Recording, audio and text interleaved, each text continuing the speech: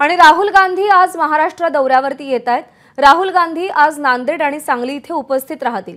दिवंगत खासदार वसंतराव चव्हाण यांच्या कुटुंबियांची ते नांदेड इथे भेट घेतील आणि त्यानंतर सांगलीमध्ये कडेगाव इथे डॉक्टर पतंगराव कदम यांच्या भव्य स्मारकाचे लोकार्पण राहुल गांधी यांच्या हस्ते होणार आहे।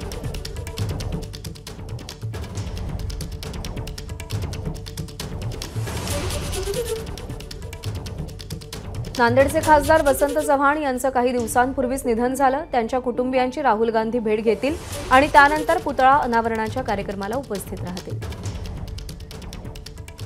स्वर्गीय पतंगराव कदम यांच्या पूर्णाकृती पुतळ्याचं अनावरण आणि स्मारकाचं लोकार्पण काँग्रेसचे नेते राहुल गांधी, मल्लिकार्जुन खरगे आणि शरद पवार यांच्या उपस्थितीत होणार आहे आणि त्यानंतर राहुल गांधी, मल्लिकार्जुन खरगे आणि शरद पवार यांची मोठी सभाही पार पडेल। या सभास्थळावरून आढावा घेतलाय आमच्या प्रतिनिधींनी, आपण पाहूया।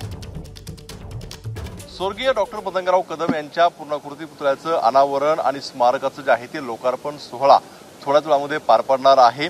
काँग्रेसचे नेते आणि विरोधी पक्ष नेते राहुल गांधी यांच्या हस्ते संपूर्णपणे हा कार्यक्रम पार पडणार आहे। स्वतः मल्लिकार्जुन खरगे, काँग्रेसचे राष्ट्रीय अध्यक्ष, राहुल गांधी, शरद पवार आणि काँग्रेसचे अनेक नेते जे आहेत या कार्यक्रमाला उपस्थित राहणार आहे। पाहतोय आपण या ठिकाणी पुतळ्याचं अनावरण जे आहे ते झाल्यानंतर सभा होईल राहुल गांधींची आणि ही सभा जी आहे ती मोठी एक प्रकारची जी आहे ती आगामी विधानसभेचं जे आहे तो प्रचाराचा नारळ सांगलीतून फोडताना जे आहे आपल्याला पाहायला मिळणार आहे आणि त्याची जय्यत तयारी होताना पाहायला मिळते।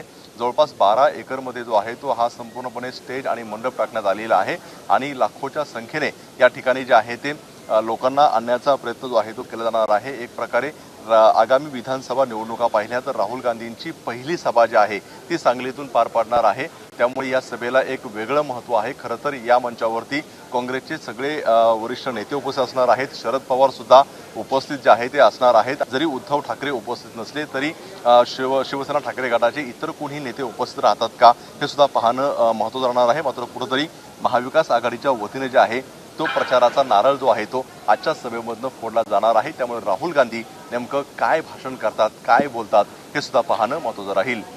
कॅमेरामन सचिन शिंदेसह राजू सोनवणे, एबीपी माझा, सांगली। एबीपी माझा, उघडा डोळे बघा नीट।